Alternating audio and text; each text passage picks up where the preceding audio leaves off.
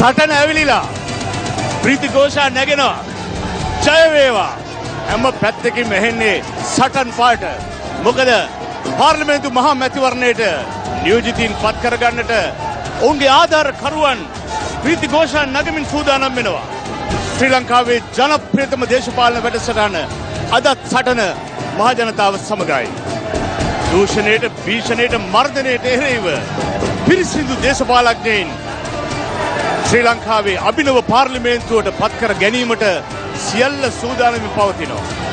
රට ඇසිල්ලෙන් සිටිනවා. ඔවුන් බලාගෙන සිටිනවා තමන්ගේ මනාපය තමන් කැමති පක්ෂයට තමන් කැමති පුද්ගලයාට ලබා දෙන්නේ කෙලෙසද කියලා. හොඳයි. සටන දේශපාලන වැඩසටහනේ අද නියෝජිතයන් කරා අපි යොමු වෙමු. ක්‍රිස්මාල් වර්ණසූරිය කොහොමද මේ දවස් හෘද සාක්ෂිය? හෘද සාක්ෂිය හොඳයි. ජාතිය හෘද සාක්ෂියත් හොඳට අපිට අමතනවා. අපි සාමාන්‍යයෙන් මේ සද්දට වඩා වැඩ කරන්න කැමති අය. ඉතින් ජාතා පෙරමුණ ළඟදිම ගොඩක් වැඩ පෙන්නලයි කියලා මට හිතෙනවා. හොඳයි. සද්ද නම් දැන් හොඳට ඇහෙනවා. සද්දෙත් එක්ක දැන් කොහොමද අලුත් තත්ත්වේ? තත්ත්ව නම් ඉතාමත් හොඳයි. දැන් තියෙන ප්‍රශ්නේ ආසන 120 230 240ද කියන එකයි. හොඳයි. ඒ සියල්ලම අපි ජනතාවට බාර කරනවා. සුජීව සේනසිංහ නියෝජ්‍ය ඇමතුමා, අයබෝන් මහින්ද අමරවීම ඇමතුමා. කොහොමද ඒ පැත්තේ තොරතුරු? ඒ පැත්තේ අතිවිශිෂ්ට ජයග්‍රහණයක් අපේ එක්සත් ජනතා නිදහස් සන්ධානය ලබනවා. සියලුම දෙනා බලාගෙන ඉන්නේ 17 වෙනිදා වෙනකන්. මේ 17 වෙනිදා වාර්තාගත ජයග්‍රහණයක් එක්සත් ජනතා නිදහස් සන්ධානය අනිවාර්යයෙන්ම ලබනවා. හොඳයි. ඒ තත්ත්වයේ එහෙම කියනකොට අපි යනවා අපේ මාධ්‍ය මිත්‍රයා සංජීව රණතුංග ළඟට. ප්‍රජාතන්ත්‍රවාදී පක්ෂ නියෝජනය කරමින් එහි බල ගැන්වීම ක්‍රියාත්මක කරන සංජීව මොනවද වෙන්නේ? මොනවද අලුත් තොරතුරු? නෑ අපේ මේ ජනප්‍රිය දේශපාලන සංස්කෘතියෙන් වෙනස් වෙලා අපි හිතනවා රටේ ජනතාව බුද්ධිමත්ව රටේ අනාගතය ගැන හිතලා දේශපාලන තීන්දුව ගන්න ඕන. එහෙම නැතුව ජනප්‍රියත්වයේ උඩ Tamanට පෞද්ගලික ලාභ ලැබෙන ඒවා හිතන්නේ නැතුව ඉදිරියට යන ගමනක් හිතන්න ඕනේ කියලා අපේ හිතන හින්දා අපේ ප්‍රතිපත්ති ප්‍රකාශයේ අනුව තමයි අවුරුදු කිහිපයකට ඉස්සෙල්ලා අපි ඉදිරිපත් කළා දෙන්නේ. හොඳයි. ඒ තොරතුරු සියල්ල පෙරදරි කරගෙන ජනතා නියෝජිතින්ගේ අදහස් තමයි ඔබ ඒ ඇසුවේ. ඉතින් තීරණය ඔබ සතුයි. දැන් අපි බලමු මේ නියෝජිතයින් සියලුම දෙනා අපි ස්ටයින් මැදිරි සංකීර්ණය ඇතුළට සටන දේශපාලන වැඩසටහනට ගෙනෙනවා. ඒකම අපි අහනවා අපේ ආධාරකරුවන්ගෙන්. ඔවුන් මේ ප්‍රීති ഘോഷා නගන්නේ සටන් කරන්නේ මොන කරුණක් අරබයාද? අපි ඔවුන්ගෙන් විමසමු.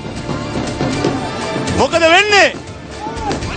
අපේ අනිවාර්යයෙන්ම මහින්ද අමරවීර මැතිතුමා කියන්නේ ජනතා විමුක්ති වෙනුනේ අපේ අධ්‍යාපන ප්‍රතිපත්තිය විනාශ කරලා මේ ආණ්ඩුව අධ්‍යාපන විනාශයේ සෞඛ්‍ය විනාශ කරලා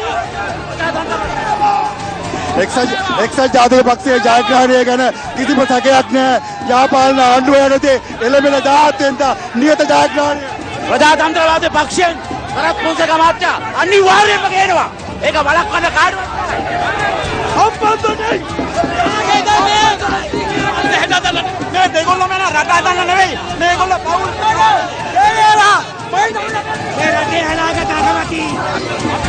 මේ සියල්ලම සමග මේ සටන සූදානම් වෙන්නේ පාර්ලිමේන්තුවට නියෝජිතයින් පත් කරන්නටයි.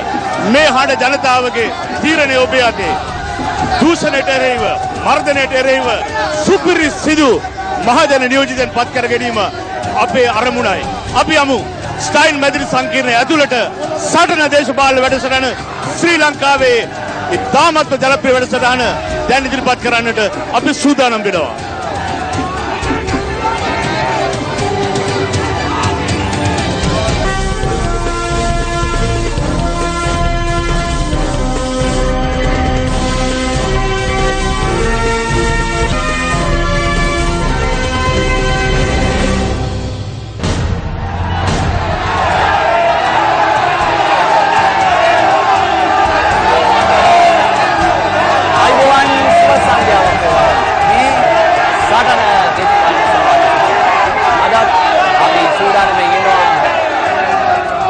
ඉදිරියේ සටන දේශපාලන සංවාද සභාව මෙහෙවන්නට අද අපි විශේෂයෙන්ම සාකච්ඡා කරන්නට බලාපොරොත්තු වෙනවා දූෂණ මර්ධනය, ඡන්ද පොරොන්දු සහ මහා මැතිවරණය පිළිබඳව.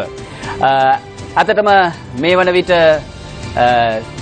සටන ඉතාමත්ම උණුසුම් මැතිවරණ සටන උණුසුම් බොහෝ දෙනෙක් බොහෝ මත අදහස් ඒ වගේම විවිධ සමීක්ෂණ දත්ත වාර්තා ඉදිරිපත් කරමින් ඉන්න වෙලාවක්.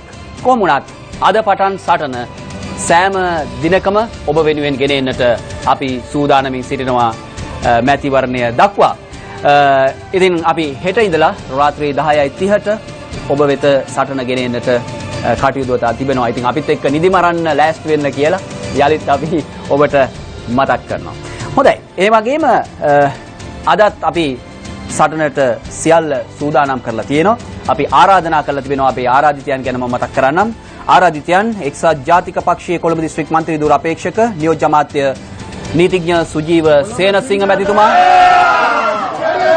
එක්සත් ජනතා නිදහස් සන්ධානයේ හම්බන්තොට දිස්ත්‍රික් මන්ත්‍රී ධුර අපේක්ෂක ශ්‍රී ලංකා නිදහස් පක්ෂයේ උපලේකම් අමාත්‍ය මහින්ද අමරවීර මැතිතුමා, ජනතා විමුක්ති පෙරමුණේ ජාතික ලැයිස්තු මන්ත්‍රී ධුර අපේක්ෂක නීතිඥ ක්‍රිෂ්මාල් වර්ණසූරිය මැතිතුමා, ප්‍රජාතන්ත්‍රවාදී පක්ෂයේ ජනතා බලවේගයේ නියෝජනය කරන සංජීව රණතුංග මැතිතුමා.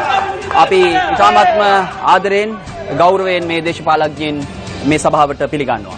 ඒ වගේම අපි මේ දේශපාලඥයින්ට ආරාධනා කරන්නේ ඔවුන්ගේ අදහස් ඔබ වෙත ඉදිරිපත් කරන්න. විශේෂයෙන්ම මහමැතිවරණයක් වැනි අවස්ථාවක පාර්ලිමේන්තුව නියෝජනය කරන්නටයි මේ අය සූදානම්ව සිටින්නේ. ඉතින් අපි අවස්ථාව අවකාශ සලසලා දෙනවා ඔවුන්ට Tamanගේ අදහස් උදහස් ඉදිරිපත් කරන්නට.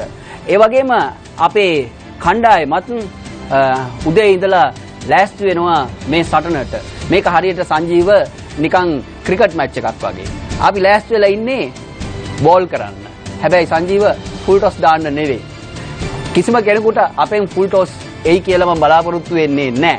ඒ වගේම එකක් කියන්න ඕන ඉඳලා හිටලා ෆුල් ටොස් එකක් වැටෙන්නත් පුළුවන්.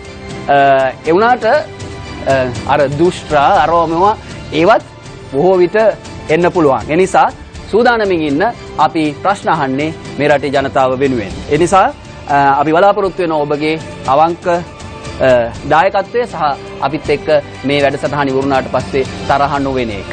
ඒ වගේම ජයවෘත් ප්‍රේක්ෂක හිතවතුනි අපි අද ඔබ වෙනුවෙන් මේ වැඩසටහනේ ප්‍රශ්න නැගීම සඳහා ආරාධනා කරලා තිබෙනවා කින් ශ්‍රී රත්නායක මහතාට, ඒ වගේම සුරංග සේනානායකට මහතාට සහ විශ්ව විදාන ගමගේ අපේ අලුත් තරුණයාට. හොඳයි අපි එහෙමනම් අද සටන සංවාදය ආරම්භ කරන්නට අශෝක ඩයස් මහතා තීරක කර්තව්‍ය උසරනවා. චන්දන අද අපේ මාතෘකාව විශේෂයෙන්ම මේ දූෂණ මර්ධනය පිළිබඳව තමයි අපි කේන්ද්‍රීය සාකච්ඡාව ගෙනියන්න බලාපොරොත්තු වෙන්නේ. පහුගිය පාර්ලිමේන්තුව නියෝජනය කළා මන්ත්‍රීවරු 225ක්. මේ 225 දෙනාගෙන් 202 දෙනෙක්ම මේ මහමැතිවරණයටත් ඉදිරිපත් වෙලා ඉන්නවා නැවත පාර්ලිමේන්තුවට තේරෙන්න. ඇතැම් අය ජාතික ලයිස්තුවේ හිටපු අය දිස්ත්‍රික්ක වලින් තරඟ කරනවා. දිස්ත්‍රික්ක මට්ටමෙන් තේරලා හිටපු අය ජාතික ලයිස්තුවෙන් තරඟ කරනවා. 225න් 225ක් ආයි උත්සාහ කරනවා පාර්ලිමේන්තුවට යන්න. පාර්ලිමේන්තුව කියන්නේ අපි කවුරුත් දන්න විදිහට රටේ මූල්‍ය කළමනාකරණය කරන නීති සම්පාදනය කරන තැන. ඒ නිසාමයි දූෂණ මර්ධනය කරන්න පාර්ලිමේන්තුවට විශේෂ වගකීමක් පැවරෙන්නේ. දැන් මේ සැරේ ප්‍රතිපත්ති ප්‍රකාශන ගත්තාම ප්‍රජාතන්ත්‍රවාදී පක්ෂය මුල සිටම Tamanගේ ප්‍රතිපත්තිවල අංක 1 තැනක තිබ්බා දූෂණ මර්ධනය කරන එක. ඒ තුලින් විශාල මුදලක් ඉදිරි කරගෙන ඒක සංවර්ධනය සඳහා යොදවන්න පුළුවන් කියන එක වුන් දිගටම ඉදිරිපත් කරා. මෙවර ඉදිරිපත් කළ තියෙනවා ජනතා විමුක්ති පෙරමුණ විශේෂ යෝජනාවක්. යම් දූෂණයක් පිළිබඳව තොරතුරු යමෙක් දැනුම් දෙනවා නම් අපි මේක ඉංග්‍රීසියෙන් කියනවා මේ විසල් බ්ලෝවර්ස් කියලා. මේ වගේ කෙනෙක් දූෂණයක් පිළිබඳ තොරතුරක් දැනුම් දුන්නොත් ඔහුට ආරක්ෂාව දෙනවා. ඒ වගේම වංචාවේ අපරාධයේ ප්‍රමාණය අනුව ඒකෙන් වළක්වන මුදල අනුව එයින් කොටසක් ඒ තොරතුරු දැනුම් දුන් කෙනාට දීමට ජනතා විමුක්ති පෙරමුණ යෝජනා කරලා තියෙනවා. එක්සත් ජනතා නිදහස් සංජානනය යෝජනා කරනවා බරපතල අපරාධ කරන අය සඳහා මහාධිකරණ බල සීමා මට්ටමින් රජයේ නීතිඥවරුන් ලබා දීමේ ක්‍රමයක් ස්ථාපිත කරන්න තමන්ගේ ප්‍රතිපත්ති ප්‍රකාශය තුළ එක්සත් ජාතික පක්ෂය මෙවර යෝජනා කරලා තියෙනවා. දැනට පවතින අල්ලස් හා දූෂණ චෝදන විමර්ශන කොමිසම වෙනුවට වෙනත් පිළිගත් දූෂණ විරෝධී පිළිවෙතකට ඒ කියන්නේ ජාත්‍යන්තරව පිළිගත් ප්‍රමිතීන්ට අනුකූලව වඩා බලවත් ස්වාධීන ආයතනයක් පිහිටවන්නට ඕනයි කියලා. පාර්ලිමේන්තුව තුළ ප්‍රමුඛ කාර්යයක් රජයේ මුදල් රජයේ දේපල හරියට කළමනාකරණය කරන්න. ඒ නිසා දූෂණ මර්ධනය කරමින් මේක කරන්නේ කොහොමද කියලා අපි මේ දේශපාලනඥයින් 4 දෙනාගෙන්ම තවදුරටත් දැනගන්න බලාපොරොත්තු වෙනවා. බොහොම ස්තුතියි. ප්‍රජාතන්ත්‍රවාදී පක්ෂයේ ජනතා බලවේගය නියෝජනය කරන සංජීව රණතුංග මැතිතුමා අපේ සහෘදයාට මුල්ම අවස්ථාව දෙනවා ඔය පුටුවේ. මුලින්ම මම සිරස ආයතනයේ සභාපතිතුමා ඇතුළු ඔබ සෑම කාර්ය මණ්ඩලයට ස්තුතිවන්ත වෙනවා. මොකද ඒක මම කරන්න ඕන යහපත් රටක් හා අපි මේ පක්ෂයේ ප්‍රතිපත්ති මාලාවක් තියෙන පුද්ගලයෝ හැටියට පසුගිය කාල පුරා ඔබතුමාලා යම්කිසි කර්තව්‍යයක් කරගෙන ගියා රටේ ජනතාවගේ බුද්ධිය අවදි කරන්න. මම හිතන්නේ ඒක ප්‍රතිඵලයක් වශයෙන් තමයි පසුගිය කාලයේදී දූෂිත දේශපාලඥයන්ට දඬුවම් කරන්න මෙවැනි ලෝකුත් මාතෘකා රටේ ඇති වුණේ. හැබැයි මම හිතනවා ඒක ලොකු ජයග්‍රහණයක් වගේම එතනින් එහාට තව කොටසක් අපිට හිතන්න තියෙනවා. ඒ කියන්නේ අපි දේශපාලඥයා තෝරාගද්දී මොකද අපි හිතන්න ඕනේ හොරකම් කරන නැති දේශපාලඥයා විතරක් නෙමෙයි මේ රට ඉදිරියට ගෙනියන්න පුළුවන් මේ රට ආර්ථිකය දැනුමත්කමක් තියෙන මේ රාජ්‍ය තන්ත්‍රය පාලනය කරන්න පුළුවන් හැකියාවක් තියෙන ඒ වගේම ආදර්ශමත් ශිෂ්ට සම්පන්න දේශපාලඥයෝ මේ පාර්ලිමේන්තුවට යවන්න ඕන කියලා. ඉතින් අපි පසුගිය කාලය පුරා අපි බැලුවොත් එහෙම ප්‍රජාතන්ත්‍රවාදී පක්ෂයේ මේ ප්‍රතිපත්ති ප්‍රකාශය පළමු වරට බිහි කරද්දී මූලිකත්වයේ දීලා තියෙන මේ කරුණු වලට ඔබතුමාලා බැලුවොත් ඒක දැනගන්න පුළුවන් මේ කාලය තුල අපි මේ ගැන ප්‍රවර්ධන දැනුවත් කිරීමක් කරනවා. හැබැයි අවාසනාවකට පසුගිය කාලය පුරා මේ සිරසනාලිකාව ඇරෙන්න අනික් මාධ්‍ය තුලින් මේ පණිවිඩය රටට ගෙනියන්න බැරි වුණා. ඔබතුමාලා දැක්කොත් එහෙම ඔබතුමාලාට දැනගන්න පුළුවන් දැන් කතා වෙන දේශපාලන සාකච්ඡාව තමයි මේ දූෂිත දේශපාලන සංස්කෘතිය වෙනස් කරන්න ඕන කියලා. අපි ආඩම්බර වෙනවා මොකද මේ දූෂිත දේශපාලන සංස්කෘතිය වෙනස් කරන්න ඕන කියලා පළවෙනියට දේශපාලන රැස්වීමක දේශපාලඥයෙක් හැටියට ඇවිල්ලා දේශපාලඥයෝ දූෂිතයි කියලා වචනය පාවිච්චි කරලා එදා මේ මාතෘකාව ගෙනාවේ 2010 පොදු අපේක්ෂකයා විදියට ප්‍රජාතන්ත්‍රවාදී පක්ෂයේ නායක එතකොට හිටපු හමුදාපති ජෙනරල් සරත් ෆොන්සේකා මහතා. ඉතින් මං හිතන්නේ රටේ ජනතාව අතර මතයක් තියෙනවා මේ පොඩි ලොකු එහෙමත් නැත්තම් ජය ගන්න පුළුවන් ජය ගන්න බැරි පක්ෂ කියලා. මං හිතන්නේ ඒ ගැන වගකීම තියෙන රටේ ජනතාව පක්ෂය දිනවන එක හෝ නැති කරන එක රටේ ජනතාව. ඒ වගේම ඒ තමන්ගේ වටිනා ඡන්දය තුළින් ඔබ දේශපාලඥයෝ හැමදාම දිනෙව්වත් අවසානයේ ඔබලා දින්නද කියන එක තේරුම් ගන්න ඕනේ. මොකද පසුගිය කාලය පුරා අපි දැක්ක දෙයක් තමයි දේශපාලන පොරොන්දු දෙනවා ඒවා ක්‍රියා වෙනවද ඒවෙන් ඔබලට ඒ වටිනාකම ලැබුණද කියලා තමන්ගේ හෘද සාක්ෂියට කතා කරලා බලන්න.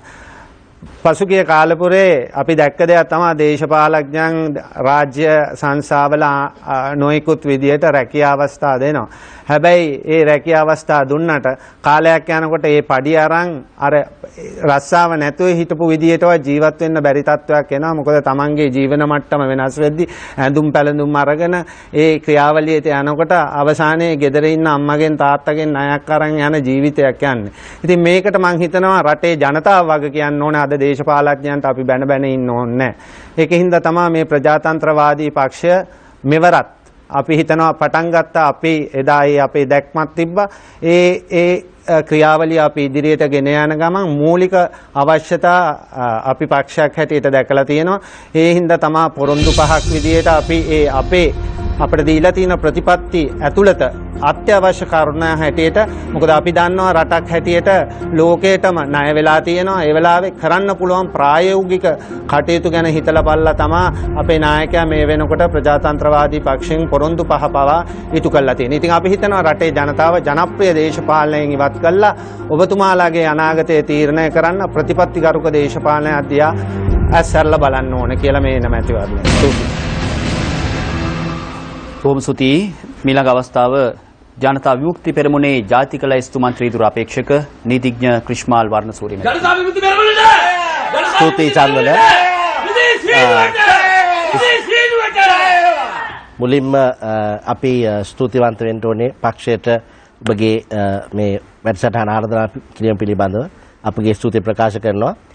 දැන් ඔබගේ මාතෘකාව කාලෝචිතයි දූෂණ මර්ධනය ඡන්ද පුරුන් සහ මැතිවරණය. අපි රටක් වශයෙන් හිතලා බලන්න ඕනේ ඇයි අපි ජනතා නියෝජිතයන් 225ක් දැන් ව්‍යවස්ථාව අනුව පාර්ලිමේන්තුවට යවන්නේ. රටේ ප්‍රතිපත්ති සම්පාදනය කරන්න, ජාතික ප්‍රතිපත්ති. රටේ නීති හදන්න සහ මූල්‍ය කළමනාකරණය කරන්න. දැන් එහෙමනම් මේ තුන් වැදෑරුම් කාර්යයන් ඉටු කරගන්නට අපි 225 දෙනෙක් පාර්ලිමේන්තුවට යවනවා නම් ඔවුන් ඒ යන කාර්ය තුල ඔබගේ මේ මාතෘකාවට අදාළව දූෂණ මර්ධනය පිළිබඳව මොකක්ද කරන්න යන්නේ පාර්ලිමේන්තුවට ගියොත් කියලා දැනගන්න පුළුවන් හොඳම ක්‍රමයක් තමයි සාමාන්‍යයෙන් ඔවුන් ඡන්දයකට ඉදිරියේ ඉස්සරහා ඉදිරිපත් කරන ප්‍රතිපත්තිය පොඩ්ඩක් සාවධානව අධ්‍යයනය කරලා බැලුවොත්. දැන් අපේ ප්‍රතිපත්ති ප්‍රකාශයට මම යන්න පෙර මම කැමති නැවත වරක් මම මේ ඔබලාගේ මේ මැදිරියේම මීට පෙර වතාවක් හැබැයි එතකොට නම් මම නිදහස් මතධාරියෙක් වශයෙන් ආවේ මේ මාස 3-4කට පෙර. අද මම පක්ෂයක් නියෝජනය කරමින් ඇවිල්ලා තියෙන්නේ. නමුත් මම මේ දේ කිව්වා. අපේ ස්වාධිපත්‍ය බලය, අපේ ස්වාධිපති බලය, අපේ පරම අධිපති බලය තුන්වෙනි ව්‍යවස්ථාවේ තියෙනවා. ඒක අප සතුයි. ශ්‍රී ලංකා ජනතාව සතුයි. අන්සතු කළ නොහැක. කාටවත් ගන්න බෑ. ඉතින් මේ බලය අපි 225 දෙනෙක්ට අපේ ව්‍යවස්ථාදායක බලය මේ තුන හතරවෙනි ව්‍යවස්ථාවෙන් තුනට බෙදලා ව්‍යවස්ථාදායක බලය දීලා 225ක් ඇතුළට යවනවා. අපි වෙනුවෙන් අපේ ස්ව අධිපති බලය ක්‍රියාත්මක කරන්න. එහෙමනම් අපි දකින්න විදියට ජනතා විමුක්ති පෙරමුණ දකින්න විදියට ශ්‍රී ලංකාවේ තියෙන නන්වැදෑරුම් ප්‍රශ්නවලට විශේෂයෙන්ම ඇති නැති පරතරය ශීඝ්‍රයෙන් ඉහළ යාම, සමාජ සාධාරණත්වය දවසින් දවස ඈතට දුවන මිරිඟුවක් වගේ වේම, සුළුතර පිරිසක් උඩ ඉඳගෙන ඇති අය හැකි අය වගේ ඉන්නත් 104.5ක් වගේ ජාතික ධනෙ බෙදී යාමක්, 120ක් වගේ පල්ලෙහා ඉන්න අය අතර බෙදී යාමක් මේ ඇති නැති පරතරය තුලින් ඇතිවන ප්‍රතික්‍රියා මේ සියල්ලකටම හේතුව වශයෙන් අපි දකින්නේ විශේෂයෙන්ම දූෂණය සහ රාජ්‍ය ධනය, රාජ්‍ය මුදල් හරි හැටියට කළමනාකරණය නොකර පරිහරණය නොකිරීම. දැන් මේකට අපි ඊටමත් පැහැදිලි පිළිතුරක් අපේ ප්‍රකාශයේ දීලා තියෙනවා. අපේ හෘද සාක්ෂි සම්මුතිය නම් අපගේ ප්‍රතිපත්ති ප්‍රකාශය පසුගිය දිනක පක්ෂ නායක කරුණ කුමාර දිසානායක සහෝදරයා එළි දැක්වුවා පක්ෂ විශේෂ සම්මේලනයකදී. මෙහි අපි කාරණා ගොඩක් සාකච්ඡා කරලා තියෙනවා. මම හිතන්නේ ඉදිරියට යනකොට අපිට ඒක සාකච්ඡා කරන්න පුළුවන්. නමුත් විශේෂයෙන්ම අශෝක ඩයස් මහත්තයා මතක් කරා වගේ විසල් බ්ලෝවර්ස් concept කියන එක අපි දැකලා තිනවා. විශේෂයෙන්ම අපි දැකලා තියෙන ප්‍රශ්නයක් තමයි ලංකාවේ අර අපි ගොඩක් අය වැරද දැකත් සමහරවිට කතා කරන්නේ නැහැ ඒක පිළිබඳව. අර මං ආසයි අපි අර විශ්වවිද්‍යාල කාලේ අපි පාවිච්චි කරන උදාහරණයක් අර පාම්පෝලිමක් තියෙනවා නම් පාම්පෝලිමේ ගොඩක් අය ඉන්නවා එක්කෙනෙක් ඉස්සරහට පන්නවා කවුරුත් මුකුත් කියන්නේ නැහැ. හැබැයි කවුරුහරි එක්කෙනෙක් කිව්වොත් ඒ පස්සට යන්න කියලා අන්න එතන අනික් අය කෑ ගහන්න පටන් ගන්නවා. අන්නේ නායකත්වය. ඇයි ශ්‍රී ලාංකිකයන්ට වරද හැටියට අඳුර ගන්නට බැරි කමක් තියෙන්නේ. යන්නේ ඒකට ප්‍රතික්‍රියාවක්, ඒකට පිළිතුරක් වශයෙන් තමයි අපි මේ විසල් බ්ලෝවර්ස් කියලා වරදක් දැක්කම ඒ වරද එළියට ගන්න ක්‍රමයක් තමයි මේ ප්‍රතිපත්ති ප්‍රකාශය අපි අඩංගු කරලා තියෙන්නේ. මේ ගැන ඉස්සරහට යනකොට තව කතා කරන්න පුළුවන්. නමුත් මම කියනවා ජනතා විමුක්ති පෙරමුණේ අපේ හෘද සාක්ෂියට සවන් දෙන අය අපිට තේරුම් යනවා. දැන් අපි කියන දේ ඇසෙමින් පවතිනවා කියලා. ඒක පිළිබඳව ඉස්සරහට කතා කරන්න. බොහොම ස්තුතියි. මීළඟ අවස්ථාව එක්සත් ජනතා නිදහස් සන්ධානයේ හම්බන්තොට දිස්ත්‍රික් මන්ත්‍රී ධුර අපේක්ෂක ශ්‍රී ලංකා නිදහස් පක්ෂයේ උපලේකම් අමාත්‍ය මහින්ද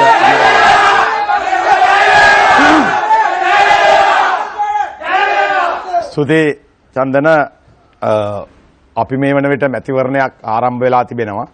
එක්සත් ජනතා නිදහස් සන්ධානය මේ මැතිවරණ ජයග්‍රහණය වෙනුවෙන් මේ වන විට අවශ්‍ය සියලුම පසුබිම සකස් වෙමින් පවතිනවා. අපිට පසුගිය වතාවේ මහින්ද රාජපක්ෂ ජනාධිපතිතුමා ජයග්‍රහණය කරන්න බැරි වුණා. ඒ වෙලාවේ මිනිස්සු මේ රටේ ජනතාව විශ්වාස කරා වෙනසක් වෙනුවෙන් ඡන්දෙ දෙන්න ඕන කියලා. ඒ වගේම බලාපොරොත්තු කන්දක් තියාගෙන තමයි මහින්ද රාජපක්ෂ ජනාධිපතිතුමා පරාජය කරේ. දින 100 වැඩපිළිවෙලක් ඉදිරිපත් කරා. ඒ දින 100 තුල මිනිස්සු බලාපොරොත්තු වුණු කිසිම දෙයක් සිද්ධ වුණේ නැහැ. වී ගොවිය බලාපොරොත්තු වුණා වී ටික රුපියල් 50ට ගනිමි කියලා. අද වී කිලෝ දෙකක් දීලා තමයි රුපියල් 50 ගන්නෙ. තේ ගොවියට තේ වගා කරන අයට ඒ මිල ලැබුණේ නැහැ. රබර් වගා කරන අයට ඒ මිල ලැබුණේ නැහැ. සෑම ශේෂ්ත්‍රයකින්ම බැලුවොත් සමෘද්ධි ලාභියට වැඩි කරලා දෙනවා කිව්ව දීමනාව ලැබුණේ නැහැ. ඒ ආකාරයෙන් ජනතාව අසරණ වෙද්දී මේ දින 100 තුල මහා පරිමාණ මූල්‍ය වංචාවක් කරා.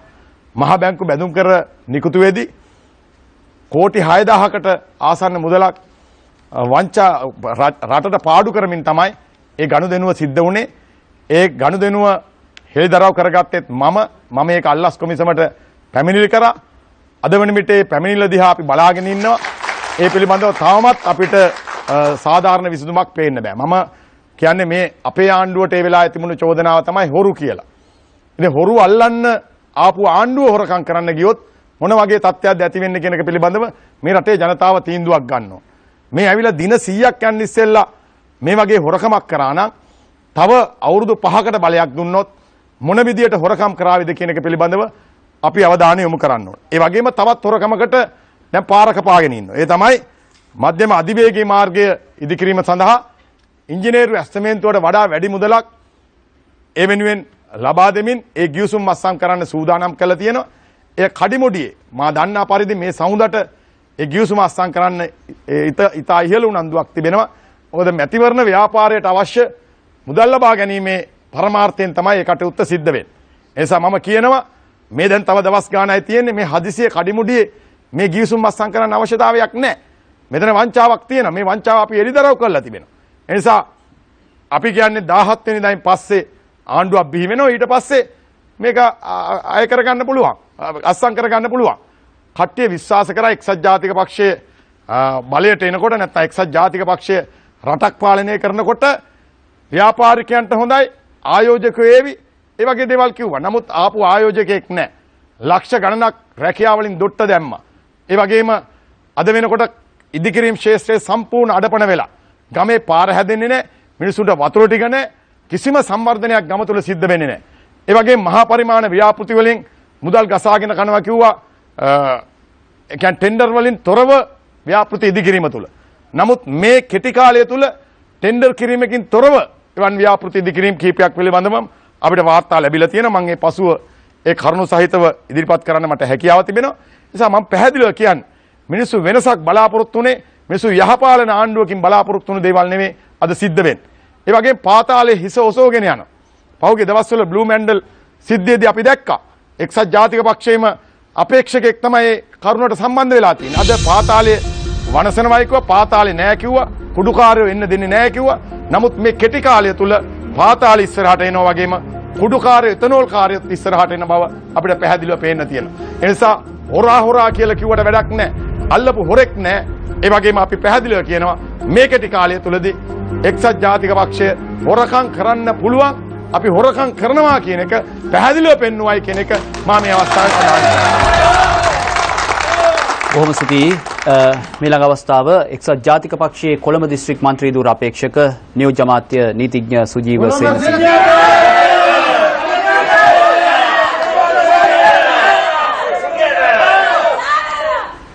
චන්දන නිතා කෙටි කාලයක් තුළ දින 150ක් වගේ කාලයක් තුළ මෙතුමන්ලගේ නායකයයි අපේ නායකයයි එකතු වෙලා මේ රටේ විශාල විපර්යාසයක් කරා. මෙතුමන්ලගේ නායකයා මෛත්‍රීපාල සිරිසේන මැතිතුමා අපේ නායකයා රනිල් වික්‍රමසිංහ මැතිතුමා. මේ කාපු රට උලා කාපු රට හොරකම් කරා පමණක් නෙවෙයි චන්දන මිනි මැරුවා. තදුඩින්ගේ ඝාතනය දැන් මේ වෙනකොට අපි ඒ අවස්ථාවේදී කිව්වා කවුද මැරුවේ කියලා. රාජපක්ෂලගේ අත්වලේ ලේ ගෑවිලා තියෙනවා කියන එක අපි දිගින් දිගටම කිව්වා. මොකද්ද කරේ? වැහුවා ඒක. කොහොමද මැරුණා කියලා කිව්වේ? ලයිට් කණුවක හැප්පිලා කිසිම ලංකාවේ අනතුරක් වෙලා නැහැ.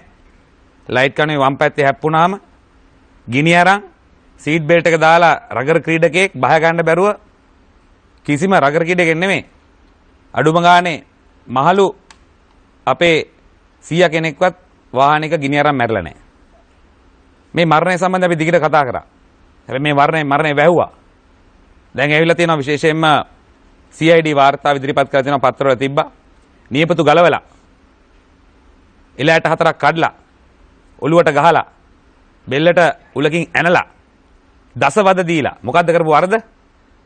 පෙම්වතියකට ගෑනු ළමයෙක්ට පෙම් කිරීම සහ ඒ සම්බන්ධයෙන් කතා කිරීම. එහෙම මිනි මරපු හොරකම් කරපු මේ රටේ නීතිය වල්වද්දපු පාතාලේ ගෝඩ්ෆාදර් මහින්ද රාජපක්ෂ කවුරුත් නෙමෙයි. මේ විනාශ කරපු රට දවස් 150 තුළ මෙතුමාලගේ නායකයා මෛත්‍රීපාල සිරිසේන මැතිතුමාලා අපි යාපාලනය ගෙනාවා. මේ රටේ බලාපොරොත්තු ජනතාව බලාපොරොත්තු වුණු අනපනත් අල්ලාල්ල හිටිය මහින්ද රාජපක්ෂ මඩේ දදා විශේෂයෙන්ම චූදිතයන් විශේෂයෙන්ම සාක්ෂිකරුවන් සහ වින්දිතයන් ආරක්ෂා කිරීමේ පනත අවුරුදු ගාණක් අල්ලාල්ල හිටියා. ගෙනාවේ නැහැ. මොකද? පාතාලය ආරක්ෂා කරන්න. කවුද පාතාලය? සභාපතිලා. තුවක්කුව අරන් කවුද පාර දිගේ දිව්වේ? සභාපතිලා ප්‍රාදේශ සභා. කවුද දූෂණය කරලා සංචාරකයා දූෂණය කරලා ඒ ලේපිට මරලා ඒ ලේපිට දූෂණය කරේ කවුද? සභාපතිලා. කවුද ආරක්ෂා කරේ?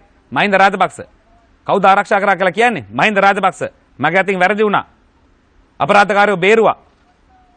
ඒ වරද නැවත කරන්නේ නැහැ කියලා දැන් කියනවා. සියලු වරදවල් කරලා චන්දන දැන් මේ රටට කියලා හරියන්නේ නැහැ. මගේ අතින් වැරදුනා දැන් ඒව කරන්නේ නැහැ කියලා. මේ රටේ නීතිය නැති කරා. මේ රටේ නිලධාරීන්ගේ කොන්ද කැඩුවා. මේ රටේ රාජපක්ෂ බීතිකාව ඇති කරා. මේ රටේ කිසිම ජනතාවකට ඉදිරියට යන්න බැරි විදිහේ බීතියක් ඒ වගේම රාජ්‍ය ත්‍රස්තවාදයක් රටතුරා වැපිරෙව්වා. අපි ඒක නැවැත්තුවා. අද ඔබතුමාලට බෝම්බ ගැහුවා. කවුද ගැහුවේ? K9 එක මෙතුමාලගේ ගෝඨාභය රාජපක්ෂ මහත්තයාගේ K9 එකෙන් ගැහුවේ. 9ක් සුදු වෑන් 9කින් ගැහුවේ. ඔය ගැහුව ගහිල්ල. ලසන්ත ඝාතනය කරා. ඒත් උලකින් ඇනලා. පොල් මන් දන්නේ පොල් එලි ගහන මිනිස්සුද කියලා. උලකින්මයි අනින්නේ. දෙන්නයි දැන්. කොහොමද මේව ඝාතනය කරලා නිකන් ඉන්නේ? එක්නැලියකට අතුරු දහන් වුණා. මේවට ඔක්කොටම මහින්ද රාජපක්ෂ වක් කියන්න ඕනේ. ඒ හින්දා මේ රටේ ඉදිරි අනාගතය වෙනුවෙන් විශේෂයෙන්ම මේ අපරාධ මෙතුමාලා මේ රට ගෙනාවේ දූෂණය සම්බන්ධයෙන් විශේෂයෙන්ම කෝටි ගාණක් මුදල් දැන් අපිට හම්බෙලා තියෙනවා පිටරට ඒ බැංකු ගිණුම් වල. ඒවා ගන්න අපිට අවශ්‍යයි විශේෂයෙන්ම අපේ ඒ තියෙන ප්‍රතිපත්ති ප්‍රකාශයට අනුව අපිට අවශ්‍යයි රාජ්‍ය විශේෂයෙන්ම ජාත්‍යන්තර සම්බන්ධතා. ඒ වගේම සහයෝගය. ඒ සහයෝගය ලැබුණොත් විතරයි චන්දන අපිට ඒ තොරතුරු ලබා ගන්න පුළුවන්. ඒ හින්දා අපි බලාපොරොත්තු වෙනවා. මේ සඳහා ඉතාමත් මම හිතන්නේ මුදල් වියදම් කරලා ඒ වගේම රාජ්‍ය ආයතන එකතු කරලා විශේෂයෙන්ම මේ දූෂණය වළක්වන්න පුළුවන් යාන්ත්‍රණයක් මේ රට ඉදිරි අනාගතයේදී ඇති කරන්න. ඒකට 3/2 බලයක්ද අපිට එන්නේ 140ක බලයක්ද කියලා අපි බලන්න ඕනේ මේ ඡන්දය වුණාම. බොහොම ස්තුතියි. අපි ප්‍රේක්ෂක හිතවතුන්ට මතක් කරන්නට කැමති ඔබට පුළුවන් ඔබේ අදහස් මතය අපිට දැනුම් දෙන්නට අන්තර්ජාලය ඔස්සේ. අපි ගිය සතියේ සෙන්සුරාදා වගේම අදත් සූදානම්ෙන් ඉන්නවා www.sirasatv.lk/satana යන වෙබ් ලිපිනෙන් ඔබ අන්තර්ජාලයට පිවිසුනොතින් ඔබට දකින්නට ලැබේවි ප්‍රශ්නයක්. ඒ ප්‍රශ්නයට ඔබගේ සිතැඟියාව පළ කරන්න රටත් සමග ඔබේ අදහස් බෙදා හදා ගන්නටයි කියලා අපි ආරාධනා කරනවා. පිවිසෙන්න www.sirasatv.lk/satana. අපේ ප්‍රශ්නය පක්ෂයක් සඳහා ඔබ ඡන්දය ලබා දීමේදී වඩා සැලකිල්ලට ගනු ලබන්නේ කුමක්ද? රටට ඉදිරිපත් කර ඇති ප්‍රතිපත්ති, ඔබට දී ඇති පොරොන්දු, පක්ෂයේ අතීත භාවිතය. රටට ඉදිරිපත් කර ඇති ප්‍රතිපත්තිද, එහෙම නැත්නම් ඒ පක්ෂයේ විසින් ඔබට දී ඇති පොරොන්දුද, එහෙම නැත්නම් පක්ෂයේ අතීතයේ කෙරුවාවද? මේ ගැන කියන්න ඔබට පුළුවන් පිවිසෙන්න www.sirasatv.lk/satana. කිසිම අයිකිරීමක් ඒ සඳහා කෙරෙන්නේ නැහැ. ඔබට පුළුවන් නොමිලේම ඔබේ අදහස පළ කරන්න, රටත් සමග ඒ අදහස බෙදා ගන්න. හොඳයි. එhmenan අපි මාධ්‍යවේදී සහෘදයින්ට අවස්ථාව. මගේ ප්‍රශ්නය පළවෙනිම යොමු වෙන්නේ සුජීව සේනසිංහ නියෝජ්‍ය ඇමතුමාගෙන්. ඔබතුමා අධිකරණ නියෝජ්‍ය ඇමතුමා. දැන් මේ දූෂණ මර්ධනයට කලින් රටේ විනයක් තියෙන්න ඕනනේ. ඒ විනය පවත්වාගෙන යන්න තමයි පොලිසියක් තියෙන්නේ. සාමය සහ මේ නීතිය. ඔබතුමාට චෝදනාවක් තියෙනවා අතුරුගිරියේ පොලිසියේ වයිසි මහත්තයාට රාජකාරියට බාධා කරා කියලා. තියෙනවද නැද්ද? එහෙම එකක් තියෙනවා. මොකද ඉතින් කොහොමද අධිකරණ නියෝජ්‍ය ඇමතිවරයා මෙහෙම කරනවා නම් මෙහෙම චෝදනා එල්ල වෙනවා නම් රටේ දූෂණය මේ පිටු දකින්නේ. සුරංග හොඳයි ඒක බොහොම ස්තුතියි අප්පුඩියටත් බොහොම ස්තුතියි. සුරංග මේක මේ සිදුවීම සිදු වෙනකොට මගේ මේ මැතිවරණයේ කිසිම තැනක මට විරුද්ධව පැමිණිල්ලක් නැහැ. මම කුරා කුඹියකටවත් හානියක් කරා කියලා පැමිණිල්ලක් නැහැ. අපි ගංජාකාරයෝ කුඩුකාරයෝ ඒ වගේම ආයුධ තියෙන උදවිය මේ මැතිවරණ වලට සම්බන්ධ වෙන්නේ අපි අහිංසක අපේ ජනතාවක් තමයි අපිට මැතිවරණ වලට සම්බන්ධ වෙන්නේ. කිසිම තැනක මට විරුද්ධව එහෙම චෝදනාවක් නැහැ. මොකද්ද මම කරපු වරද්ද? මම පොලිස්පතිතුමාට කිව්වා ඉල්ලාස් වෙන්න කියලා. තදුරින්ගේ මරණය සම්බන්ධයෙන් එතුමා වක් කියන්න ඕනේ විශේෂයෙන්ම මරණය සම්බන්ධයෙන් මරණය වැළැක්වීම සම්බන්ධයෙන් මරණේ මිනිමරුමේ තොරතුරු අනාවරණය නොකිරීම සම්බන්ධයෙන් එතුමා වක් කියන්න ඕනේ. එතුමා ඉල්ලාස් වෙන්න ඕනේ කියලා මම කිව්වා. මොකද රටක විශේෂයෙන්ම බාලසූරිය මැතිතුමා මම හිතන්නේ පොලිස්පතිතුමා පොඩි කාරණයකට ඉල්ලාස් වුණා. මට මතක විදියට. ඒ වගේම තදුරින්ගේ මරණය මුළු රටම දන්නවා කොහොමද මැරුණේ කියලා. පර්ස් එක හමුණා කිලෝමීටර 5කට එහා පැත්තේ. ගහලා රෑ ගහනකොට තමයි පර්ස් එක වැටුනේ කියන එක අපිට ඒක ඒත්තු ගන්නුණා. ඒ වගේම නියෝජ්‍යමතුමා දැන් මේ අතුරුගිරියේ පොලිසිය රාජකාරියට බාධා කිරීමයි මේක අතර තියෙන සම්බන්ධය. මම මේ සම්බන්ධයෙන් පොලිස්පතිතුමාට මම මේ අභියෝග ඉදිරිපත් කරපුවම ඉල්ලා අස් වෙන්න ඕනේ. මොකද මේ සම්බන්ධයෙන් ඔච්චර කල් මොනවද කරේ? විශේෂයෙන්ම රාජකාරියට බාධා කිරීම ගැන මම කතා කරන්න විමල් වීරවංශ මහත්තයා කතා කරලා පොලිස් විශේෂයෙන්ම ආරක්ෂක ලේකම්තුමාට කතා කරලා කියනවා මෙතන මේ කවුද සීනියර් DIG කියලා ඇහුවාම ආරක්ෂක ලේකම් කියනවා කවුද තමසුරතෙන්ට එන්න කිව්වේ කියලා. අහනකොට කිව්වා IG කියලා. එතකොට ඒ කියන්නේ ඔබතුමා කියන්නේ ඔබතුමාට එරෙහිව තියෙන බොරු පැමිණිල්ලක් කියලා. අනිවාර්යයෙන් මම කියන්නේ පැමිණිල්ල මම ඔබතුමාට විස්තර කරලා කියන්න. එතකොට ඇයි ඔබතුමාට පුළුවන් ඒක පිළිබඳව එහෙනම් පරීක්ෂණයක් ඉල්ලන්නේ? ඒ ඔබතුමා ඉල්ලන්නේ. ඉල්ල තියෙන්නේ මම මේ ශ්‍රේෂ්ඨ අධිකරණේ ෆයිල් කරලා තියෙන්නේ. මේ මගේ මේ ඒ මං නඩුව පෙන්නන්නම්. අපි නිකන් ඉන්නේ නැහැ. මම මේ දාලා තියෙන්නේ SCFR 325 ඇලිරක් 15. ශ්‍රේෂ්ඨ අධිකරණට ගිහිල්ලා තියෙන්නේ. මම සුරංග කරේ එතෙන්ට ගියපුවම බෆල් තිබ්බු අපේ මගේ ලොරියක් තිබ්බා. ඒ ලොරියට ඇවිල්ලා ඇත්තටම මොකක්ද උනේ කියන්නේ නැමෙතුමා ගැහුවද? පොලිසියට ගැහුවද ඔබතුමා? කිසිම අතේමත් ඇල්ලුවේ නැහැ. දැන් අප්පුඩි ගහන්න එපා අහන්නේ ප්‍රශ්නයක් අහන්නේ. උත්තර දෙන්න. අතකින්වත් අල්ලලා කිසිම බී රිපෝට් එක නැහැ මගෙන් අනතුරක් වුණා කිසිම මගෙන් බාධාක් සිදු වුණා කියලා. මට උත්තර දෙන්න පොඩක්. මොකද කාලේ නැත්තම් සිද්ධියක් අහගෙන නෑ ඒ නෑ උනාට මේක උත්තර දෙන්න එපා. කාලේ ගියාට මම ප්‍රශ්න පොඩක් මට විනාඩියක් දෙන්න. ඔබතුමා මම ඒ ස්ථානෙට ගිහපුවා මට විනාඩියක් දෙන්න. මට ඒ ස්ථානෙට ගිහපුවාම මගේ අපේ ගම ඇතුලේ තිබ්බ රැස්වීම එතෙන්ට මම කිව්වා මේකට අවසර තියෙනවා. අපි විශේෂයෙන්ම මැතිවරණ කොමසාරිස්තුමා කිව්වා මෙගාෆෝන් එකටයි පොඩි බෆල් වලට අවසර තියෙනවා ගම ඇතුලේ රැස්වීම කරන්න. ඔබතුමා මොන නීතියටද කටයුතු කරන්නේ?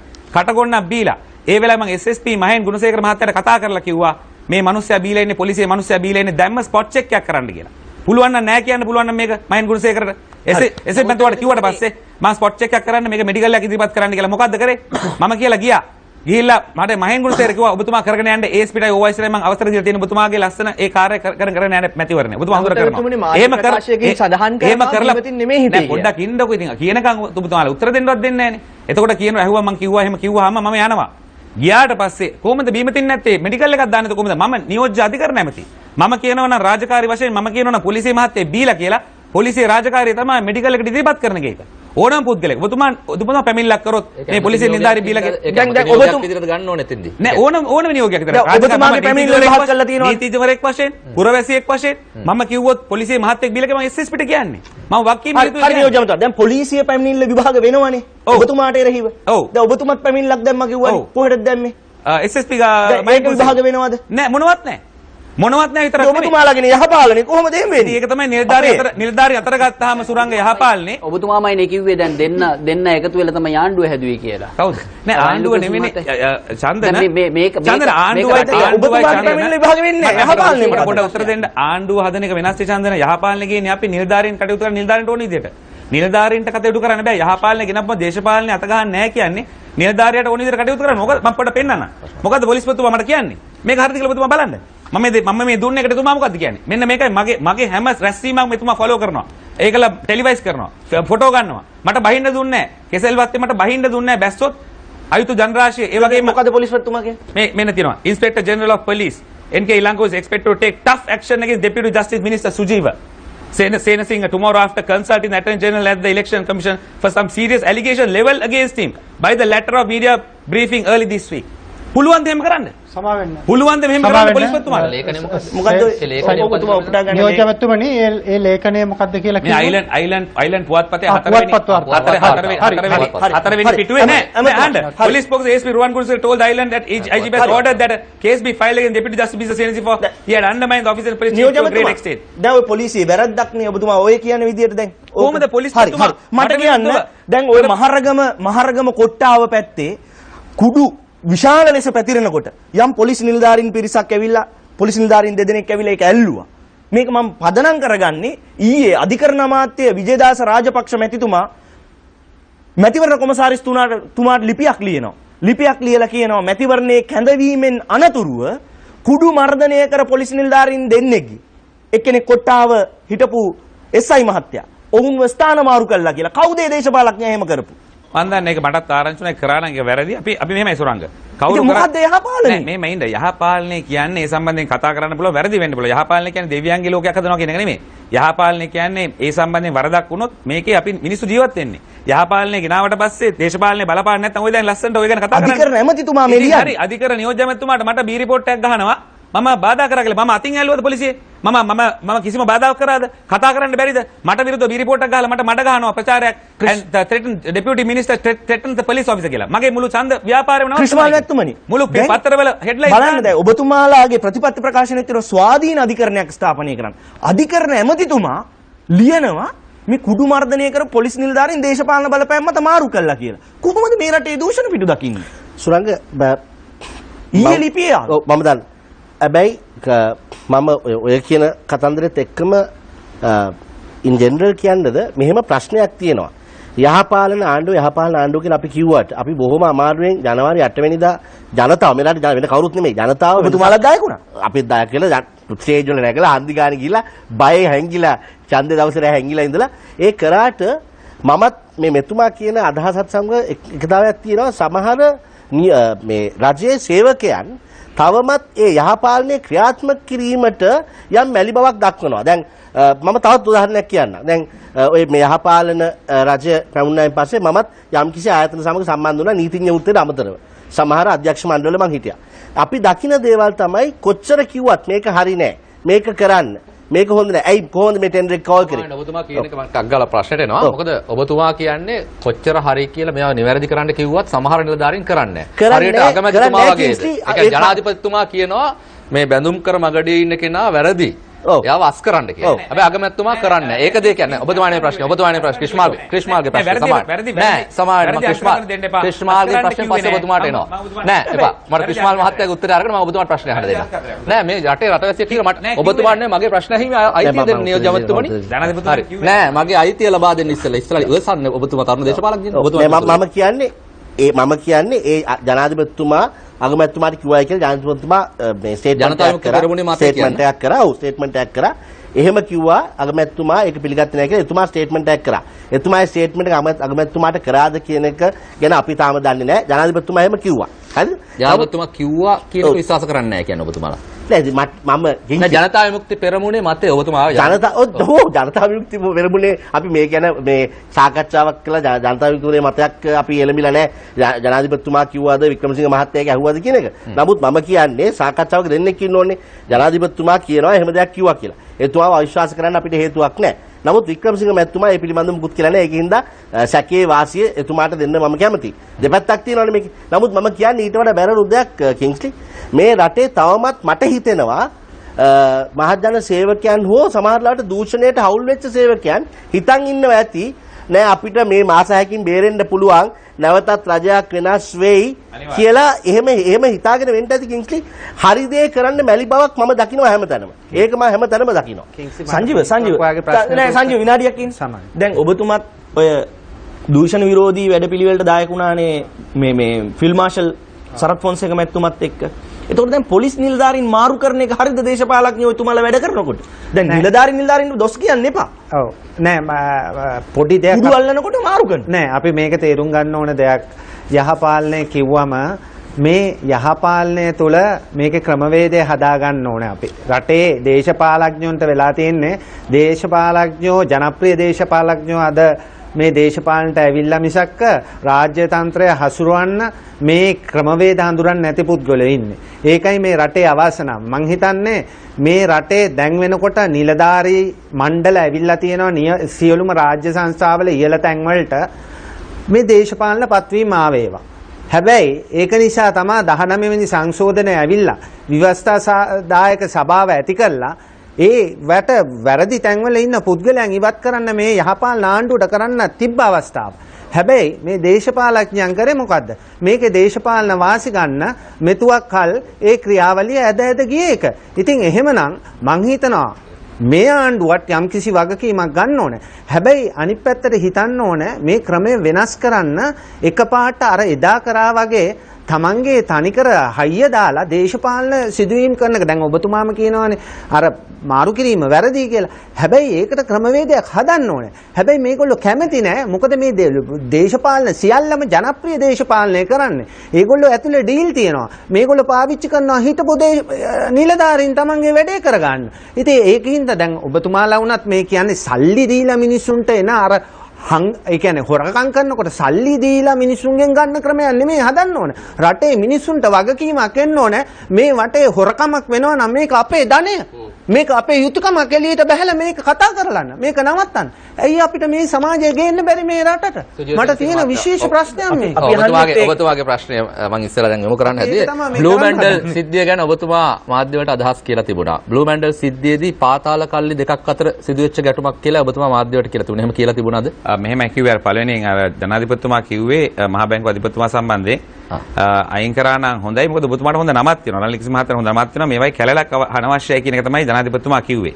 නැත්නම් එතුමාට එම නියෝගයක් හොරකම් කරලා කියලා ඒ වාක්‍ය තියෙනවා ඔබතුමා ගන්නවා. කිසිම තැනක් කිව්වේ නැහැ. කිසිම තැනක් කිව්වේ නැහැ හොරකම් කරලා කියලා. ඔබතුමාට මම අභියෝග කරනවා පුළුවන් නම් පෙන්නන්න හොරකම් කරලා කියලා ජනාධිපතිතුමා කිව්ව තැන මම ජනාධිපතිතුමා එහෙම කිසිම දෙයක් තැනක් කිව්වේ නැහැ. මේ මහා බැංකුව අධිපතිතුමාගේ අනවශ්‍ය ප්‍රශ්නයක් මෙතුමාට අයින් වෙන්න කිව්වා නම් ඉවර නැත්නම් අයින් කරා නම් හරි. මොකද රනිල් මහත්තයාට හොඳ නමක් තියෙනවා කියලා එතුමා කිව්වේ. ඒ වගේම බ්ලූ මැන්ඩල් ප්‍රශ්නය සම්බන්ධ ඒ වගේම සුරංගගේ ප්‍රශ්නය සම්බන්ධ සුරංගයේ තියෙනවා ඒ කතාවේ ඇත්තක් තියෙනවා. එහෙම හොඳට රාජකාරී කරපු පොලිසියේ මහතුරු පොලිසිය 99%ක් හොඳයි. අපි ඒ පොලිසිය රකින්න ඕනේ අපි අනිවාර්යෙන්. ඒ කරපු ඒ රාජකාරී කරපු මං හිතන්නේ කුඩු ප්‍රශ්නේ විශාල මං හිතන්නේ ඔය ඉත්‍යාපන හාමුදුරුවන්ගේ මට මතක විදිහට උන්වහන්සේගේ ඌමනාවට තමයි ওই පොලිස් නිලධාරියා ගෙනල්ලා ඒ පොලිස් නිලධාරියා විශාල කාර්යභාරයක් කරා ඒ මහරගම ප්‍රදේශයේ ඒ කුඩු ව්‍යසනය නැවැත්තුවා. කවුරු හරි දේශපාලඥයෙක් ඒ සම්බන්ධයෙන් තමන්ගේ බලය පාවිච්චි කරලා ඒක තමයි යහපාලනය කියන්නේ. එහෙම කරනවා නම් ඒට විරුද්ධව අපි කතා කරලා ඒ දේශපාලන විරුද්ධව ඇක්ෂන් ගන්න පුළුවන්. ඒක තමයි යහපාලනය. වැරදි වෙයි. පිළිගන්නවද? ඔබතුමා පිළිගන්නවද ওই දේශපාලන වැදගත් වීම වැරදි කියලා ඔහොම පොලිස් නිලධාරීන් මාරු කරන්නේ? අනිවාර්යෙන් වැරදි. අනිවාර්යෙන් වැරදි. ඒක මම පිළිගන්නවා. ඒ අර මේ ශ්‍රී ලංකා නිදහස් පක්ෂයේ හරි එක්සත් ජනතා සන්ධානයේ හරි දේශපාලඥයෙක්ද?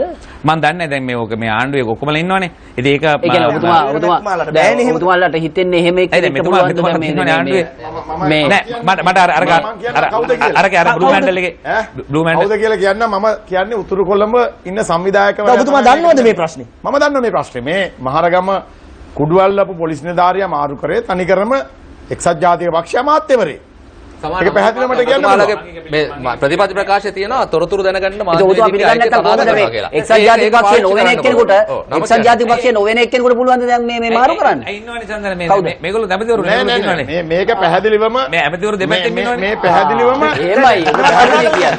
පැහැදිලිවම එක්සත් ජනතා නිදහස් සන්ධානයේ ඇමතිවරයෙක්ද මාරු කරේ ඔය පොලිස් නිලධාරියා? පැහැදිලිවම නෑ සුරංග. පැහැදිලිවම එක්සත් ජාතික පක්ෂයේ උතුරු කොළඹ සංවිධායක ධූරයේ දරන අමාත්‍යවරයෙක් මේකට සම්බන්ධ වෙලා එහෙම සුරංග අපි දන්නේ නැහැ කවුද දේශපාලඥයෙක් කෙනෙක් මම නම් දන්නේ නැහැ. ඒක එක්සත් ජාතික නිදහස් සන්ධානය වෙන්නත් පුළුවන්. මං කියන්නේ මෙච්චරයි. බ්ලූ මැන්ඩල් පෙදෙසේ අපි මම තව කැලලක් එකතු කරන්නද මේකට? හැබැයි මේ මන් දන්න විදියට මොන ඇමතිවරයා මොන മന്ത്രിවරයා මොන දේශපාලඥයා සම්බන්ධ වුණත් ඒක එන්න ඕන පොලිස් ඇමතිවරයාට. එතකොට පොලිසිය බාර කවුද ඇමතිවරයා? ඒ පොලිසිය බාර ඇමතිවරයා හරහා තමයි මේ මාරුවීම සිද්ධ කළා තියෙන්නේ මේ දේශපාලනඥයෝ. එකාතකින් මේක මැතිවරණ නීති උල්ලංඝනය. සම්පූර්ණ මැතිවරණ නීති උල්ලංඝනය කිරීම. ඒ වගේම යහපාලනය කියන වචනයටත් අගෞරවයක් මේ කටයුත්ත. මේවට චෝදනා කළානේ. අපේ හිටපු ජනාධිපතිවරයා වඳුර බෝයිසි යුනිෆෝම් ගලවලා ගෙදර ගියා ඔබතුමාලගේ කාලේ. ඒකත් හයිවේ එකේදී පොලිස් නිලධාරියෙකුගේ යුනිෆෝම් ගැලෙව්වා. ඒකත් වැරදි. ඒකත් වැරදි. ඒ නිසානේ අපේ මහින්ද ජනාධිපතිතුමා පෙරදුනේ මහින්ද මහත්තයා ජනාධිපතිතුමාගේම වැරදි නිසා නෙවෙයි. ඒකයි ටික කාලයක් ඒක අපි දන්නවා. ඔය අවුරුදු 10ක් ගිහලා තමයි අවසානයේම ආවේ. උත්තර ඔය යුනිෆෝම් ගලවන තත්ත්වෙටම ආවේ. හරි. මම කියන්නේ මොන දේ සිද්ධ වුණත් දැන් ඔය කාරණා පාලනය කරගන්න බැරි වුන නිසා තමයි මහින්ද රාජපක්ෂ ජනාධිපතිතුමා පරදින්නේ. නැත්නම් එතුමාගේ වැරද්දක් නැහැ. අවුරුදු 30ක් තිබුණු යුද්ධයක් අවසන් කරපු නායකයා පරදින්නේ නැහැ. හැබැයි දැන් ඒවා විනාශ කරන්න ගත්තු යහපාලනයේ ආණ්ඩුවේ අමාත්‍යවරු ඒ වගේ කටයුතු කරනවා නම් ඒක ඊට වඩා බරපතලයි. සුරංග අපි විශේෂයෙන්ම අපිට පක්ෂ වැඩක් නැහැ. වැරදි නම් වැරදි. මෙතුමා කියන්නේ මම මෙතුමාත් එක්ක තියෙනවා. මෙතුමයි මමයි ඇත්තටම මෙතුමා පක්ෂ දෙක වෙනස්. හැබැයි අපි හැම වෙලේම සත්‍ය වෙනුවෙන් පෙනී හිටිය മന്ത്രിවරු. මේ මහින්ද අමරවීර මෙතුමයි මමයි. ඉතින් පක්ෂ වැඩක් නැහැ අපිට. මේක වැරදක් වුණොත් එහෙම අපි ඒ වෙනුවෙන් අපි නැගී හිටනවා. අපි කවදාවත් වැරදි කරන මිනිස්සුයෝ නෙමෙයි. බ්ලූ මැන්ඩල් ඒ ප්‍රදේශයේ යම්කිසි පාතාලයක් සම්බන්ධයක් කියන එකට තොරතුරු ලැබිලා තියෙනවා. මම දන්නේ නැහැ මොකද්ද පාතාලය කියන එක. ඒ තොරතුරු වලට මම කිව්වේ මම ඇහුවා මමද කියලා. මම කිව්වා නැහැ කියලා. මම ඇහුවා මහින්ද රාජපක්ෂ. මම කිව්වද පාතාල කල්ලි දෙකක් අතර වෙච්ච ගැටුමක් කොටසක්. ගැටුමක් කියන එක තමයි අපිට තොරතුරු ලැබිලා තියෙන්නේ. හැබැයි මොකද දැන් මට බී රිපෝට් එකක් දානවා පොලිසියට මම බාධා කරගෙන. නෑ ප්‍රශ්නේ ඉතුරු නෑ. තව තියෙනවා ඒ ටික. මේකට බී රිපෝට් නෑ. දැන් මේකට මේ පොලිස්පතිතුමා මේව හොයන්නේ නැහැ. දැන් නෑ පොලිස්පතිතුමාගේ ප්‍රශ්නේ මගේ ප්‍රශ්නේ නෑ ප්‍රශ්නේ නැති කියන්නේ. නෑ ඔබතුමාගේ ප්‍රශ්නේ අහන්න දෙන්නකෝ. ඔබතුමා කොහෙ ගියත් පොලිස්පතිතුමා ගන්නවා. ඉතින් ඉන්නකෝ පොඩ්ඩක්. මම අහන්න හදන්නේ. නෑ මම අහන්න වෙන ප්‍රශ්නයක්. සේනසිංහ මහත්තයා මම අහන්න වෙන ප්‍රශ්නයක්. මම අහන්නේ පාතාල කල්ලි දෙකක් අතර ගැටුමක් තිබුණා නම් එක කල්ලියක් එළියෙන් ආපු කල්ලියක්. අනිත් කල්ලිය තව කෙනෙක්ගේ පක්ෂයේ ප්‍රචාරක කඩවලට ගිය කල්ලියක්. ඒතර මේ පක්ෂයේ ප්‍රචාරක කල්ලියට පාතාලෙ ගෙනිච්ච එක්කෙනා ගැන ඔබ අධිකරණ නියෝජ්‍යමතුමා විදිහට එකඟද? නෑ මෙහෙම ඒක වැරදි. ඔබතුමාගේ ප්‍රශ්නේ වැරදි. අපි දන්නේ නෑනේ පාතාල කැමති විදිහට ප්‍රශ්න හරව ගන්නකෝ. නෑ හරි පාතාලේ හරව ගන්න මම දෙන්නකෝ හරව ගන්න. ඔබතුමා ඉන්නකෝ හදිසි වෙන්නේ ඔබතුමා සමයෙන් කටයුතු කරන්නකෝ. හරි. එතකොට මම පාතාලේ දෙගොල්ලක් වෙඩි තියා ගන්නවා නම් එතන අපේ ආධාරකරුවෝ බෙදා මේවා පත්‍රිකා බෙදමින් ටික නම් වැදුනා නම් ඒක අපිට කියන්න බෑ අපේ ආධාරකරුවෙක් එක ගියා කියලා. මෙතන මොකද ඇයි පොලිසියට බැරි මේ සම්බන්ධ වාර්තාවක් දෙන්න? මම ඔබතුමාගෙන් අහන්නේ ඒකයි. පොලිස්පතිතුමාට මගෙත් එක ප්‍රශ්නයක් නෙමෙයි. පොලිස්පතිතුමාට මට විරුද්ධව බී රිපෝට් එකක් වේලෙන් ඩිස්ත්‍රික්කෙන් දානවා. පැය 6ක් ඇතුළත මට බී රිපෝට් එකක් දානවා. ඇයි බැරි බී රිපෝට් එකක් දාලා මේ සම්බන්ධයෙන් පරීක්ෂණයක් පවත්වලා කවුද වෙඩි තිබ්බේ කියලා හොයාගන්න බැරිද මේක?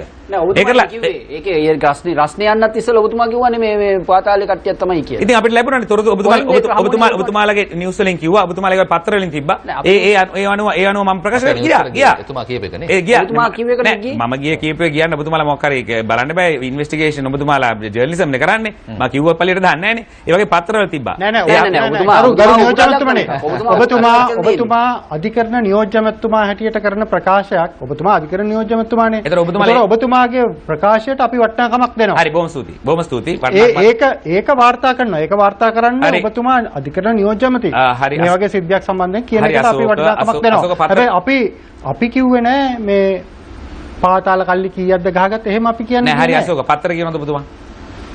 අනිවාර්යයෙන්. හරි. පත්‍ර කියවද මේ දවස් ටිකේ? ඔව්. පත්‍ර වල තිබ්බද පාතාල කල්ලි දෙක සම්බන්ධයක් කියලා? ඔව්. හරි. ඉතින් මමත් කිව්වේ පත්‍ර තිබ්බවල අර මට ඔබ කියවල ඔබ ලබාගත්ත දැනුම අනුව කල්ලි දෙකක් ගහ ගන්නවා. එක කල්ලියක් පාවිච්චි වෙමින් යනවා. අනිත් කල්ලිය එලින් ඇවිල්ලා උන්ට අදාළ කල්ලියට පහර දෙනවා. එතකොට කල්ලි පාවිච්චි කරන දේශපාලකයන්ගේ භාවිතය ගැන මම අහන්නේ. මම රාජ් පරීක්ෂක මේ තාම මේ විභාගේ පාස් නැහැ. එහෙම පාස් වුණා නම් මම ඔබතුමාට උත්තර දෙන්න. නෑ පොඩ ඉන්නකෝ ඒකත් මම පාස් කරනවා ළඟදිම.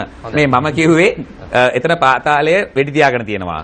ඒක කාත් එක්ක ගියාද පාතාලේ වෙඩි තියා ගන්නකොට පාරේ ඉන්න අහිංසක මිනිස්සු දෙන්නෙක්ට වැදුනොත් අපේ පාක්ෂිකෝ දෙන්නේ මේවා බෙදමින් තියෙනකොට වැදුනක් දන්නේ නැහැනේ. කිසිම තොරතුරක් මේ දෙන්නේ නැහැ පොලිසිය. ඇයි දෙන්නේ නැත්තේ? අපි කියන්නේ කවුද මොකක් හරි දේශපාලන හස්තයක් ක්‍රියාත්මක වෙන්න ඕනේ. ඇයි කියන්න බැරි දේශපාලන මේක වෙඩි තැබීමක්ද? පාතාල වෙඩි තැබීමක්ද? මේ නම් තියෙනවා. ඇයි ඔබතුමාලා මේ අපෙන් අහන්නේ අහන්නකො පොලිසියෙන් මේ ප්‍රශ්නේ. අමරවීරමතුමනි දැන් ඔබතුමාට හොඳ වෙන්න බෑ මෙතෙන්දි. ඒ කියන්නේ දැන් අනිත් අයට ගොඩ දාලා මේව දාලා හොඳ වෙන්න බෑ. මොකෝ එහෙම වෙන්න බැරි. මේ රටේ ජනාධිපතිතුමා ඔබතුමාගේ පක්ෂයේ නායකයා. සංධානයේ නායකයා. සේනාධි නායකයා. සුරංග එතුමා හොඳයි හැබැයි ඈ. ඔව් ඔබතුමා හොඳයි. හැබැයි ඔබතුමාට මේ වගවීමෙන් මිදෙන්න බෑ. ඔබතුමාට කැබිනට් මණ්ඩලයේ විදියට ඔබතුමා කැබිනට් අමාත්‍යවරේ මේ සියල්ලට ඔබතුමාත් වග කියන්න ඕන. ඒක බාර ගන්නවද ඔබතුමා? දැන් මේ කුඩුකාරෝ ගහ ගන්නව නම් කුඩුකාරෝන්ට පුළුවන් නම් පොලිස් නිලධාරීන් මාරු කරන්න. කුඩුකාරෝ ඉන්නව නම් දේශපාලඥයෝ ගාව. ඊට පස්සේ රාජකාරියට කවුරු හරි බාධා කරනවා නම් එතුමාගේ ඒ පැමිණිල්ල විභාග නොකරනවා නම් ඔබතුමාට වගකීමක් තියෙන වෙනුවෙන් පෙනී හිටින්න. ඔබතුමාට බෑ මේ අපි සංධානය රෙමේ කියලා බේරි. නෑ මම සුරංග මම අපේ ආණ්ඩු කාලයක් තිබුණානේ මහින්ද රාජපක්ෂ ඉන්න කියන්නේ මං කියනකන් ඉන්න. දැන් තියෙන්නේ ජාතික ආණ්ඩුවක්. මේක සකස් වුණු ආකාරය පිළිබඳව කියන්නේ මේ වෙලාවේ නෑ. මට වෙලා දුන්නොත් මම කියන්නම් මේක අපේ උමනාවකට ගත්තු තනතුරක්වත් තීන්දුවක්වත් නෑ. අපේ පක්ෂයේ මධ්‍යමකාරක සභාවත් ඒ වගේම අපේ മന്ത്രി කණ්ඩායමත් ගත්තු තීන්දුවක් අනුව තමයි ජාතික ආණ්ඩුවකට අපි යන්නේ. හැබැයි මේ ජාතික ආණ්ඩුවේ ඉඳගෙනත් අපි කරන්නේ හොරාල්ලන එකත් හොඳ දෙයට සහයෝගය දෙන එකත් විතරයි. මේ කාරණාවලට අපි එකඟතාවයක් නෑ. අපි පැහැදිලිවම මහා බැංකුව බැඳුම් කර සිද්ධියේ මම ජාතික ආණ්ඩුවේ අමාත්‍යවරයෙක් විදියට පාර්ලිමේන්තුවේ කතා කරා. කවුරුත් කියලා නෑනේ අමරවීර ඇමතුමාට මත්ද්‍රව්‍ය පිටු දකින්න වැඩ පිළිවෙලක් තියෙනවා නම් ඒකට සහාය දෙන්න එපා, ඒකට බලය යොදවන්න එපා කියලා කවුරුත් කියලා නෑනේ. පැහැදිලිවම ඔබතුමාට තියෙනවා පැහැදිලිවම සුරංග මං කිව්වේ දැන් මේ කාලය ඇතුළත දැන් මං හෙලි කරේ වංචා ගණනාවක්. මේ කැබිනට් මණ්ඩලයේ ඉඳගෙන මං ගත්ත තොරතුරු අනුව හෙලි කරේ වංචා ගණනාවක්. එහෙම මම කැබිනට් මණ්ඩලයේ හිටියා කියලා මේ ඔක්කොටම හා කියලා නෑ. අපි විරුද්ධ වෙලා තියෙනවා. අපි LTT එක ත්‍රස්තවාදීන්ට වන්දි ගෙවන්න කැබිනට් පත්‍රිකාවක් ගේනකොට ඒක අපි විරුද්ධ වෙලා නැවැත්තුවා. ත්‍රස්තවාදීන්ට වන්දි ගෙවපු රටක් නෑ. අපේ රටේ ඒක කරන්න යනකොට අපි නවත්තන්න හයිය තිබුණා. අපි ඒකින්දගෙන වංචා දූෂණ ගේන්න කරන්න හදන ඒවා නැවැත්තුවා. ඒ විතරක් නෙවෙයි එලිදරව් කරගත්තා. අපි පැහැදිලිව කියන්නේ අපි හැමතැනම ඉඳගෙන කරේ එක්සත් ජනතා නිදහස් සන්ධානය ශ්‍රී ලංකා නිදහස් පක්ෂය ආරක්ෂා කිරීමේ කියන එක මම ඉතාමත් වගකීමෙන් කියනවා. ඒ වගේම මේ ප්‍රශ්නේ ඒ වගේම තමයි මේ සිදුවීම් මේ වගේ සිදුවීම් ගණනාවක් සිද්ධ වෙනවා. අපි පොලිසිය බාර ඇමතිවරයා කරපු ක්‍රියාවන්ට දැඩි ලෙස විරුද්ධ වුණා. එතුමා කරපු ප්‍රකාශවලට සහ ක්‍රියාවන් වලට විරුද්ධ වුණා. මේක සම්පූර්ණ වැරදි. මේක යහපාලනයට හොඳ නැහැ. මේක රටට හොඳ කාර්යයක් නෙමෙයි. ඒ නිසා අපි පැහැදිලිව කියන්නේ මේ හොඳ දේවල් වලට අපි සහයෝගය දුන්නා වගේම නරක දේවල් එලි කරගත්තා. ඒවට විරුද්ධව අපි නැගී හිටියා. ඔබතුමා 15 වෙනිදා ආසන්න දවසකදී ප්‍රකාශයක් කරනවා මම කිසිම ආකාරයකින් ආපහු අමාත්‍ය ධූරයක් ලබා ගන්නේවත් අපේක්ෂකත්වයක් ලබා ගන්නේවත් නැහැ වගේ ප්‍රකාශයක්. දේශපාලනයෙන් සමුගන්නවා වගේ ප්‍රකාශයක්. නෑ මම මෛත්‍රීපාල සිරිසේන ජනාධිපතිතුමාගේ ප්‍රකාශය පිළිබඳව මම සතුටක් නෑ. හරිද? මං මේ ප්‍රකාශයට සම්පූර්ණ මොන ප්‍රකාශය ගැනද? ඒ කියන්නේ ජනතාව ඇමතීමක් කරානේ එතුමා. ඔව්. ඒකේ අපේ පක්ෂයට යම් හානියක් සිද්ධ වුණා. ඒක මහින්ද රාජපක්ෂ නායකතුමාගේ නම පාවිච්චි කරලා එතුමා කරපු එකට මං විරුද්ධව මම කිව්වා මම කොහෙවත් මේ මාධ්‍යයට කියලා නෑ හැබැයි. ඒ මාධ්‍ය නිර්මාණය කරගත්තු දෙයක්. මම කලකිරිලා මට දේශපාලන වශයෙන් කලකිරීමක් තිබුණා.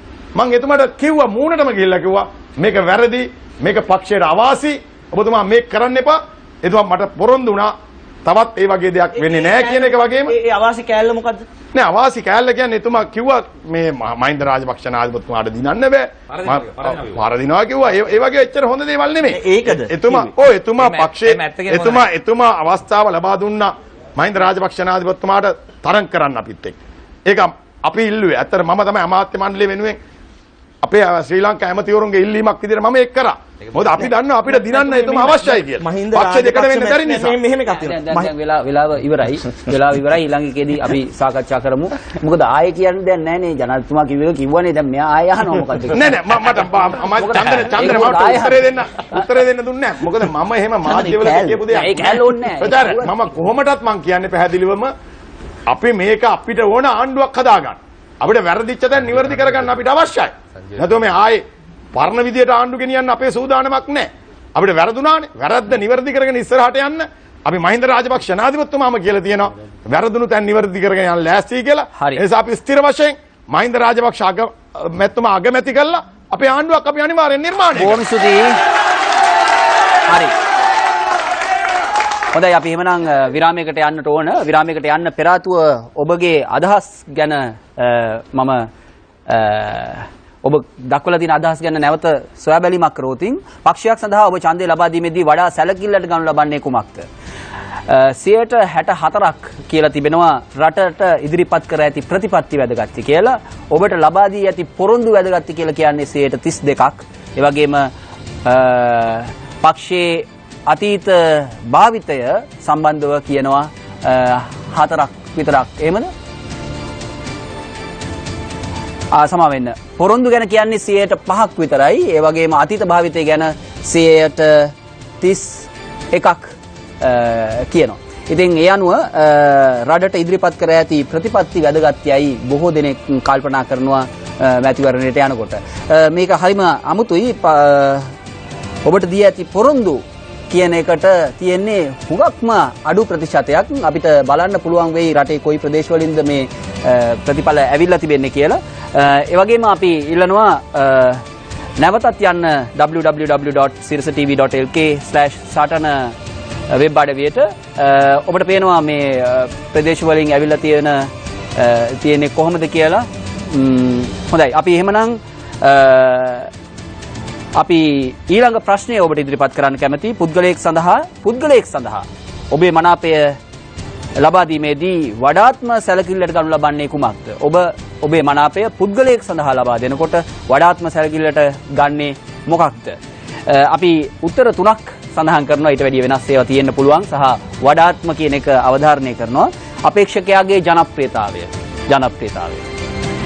ඊළඟට අපේක්ෂකයාගේ කල් ක්‍රියාව කොහොම කෙනෙක්ද මෙයා කියන එක. ඒ වගේම අපේක්ෂකයාගේ අතීත භාවිතාවය කොහොමද වැඩ කරලා තියෙන්නේ කියන එක.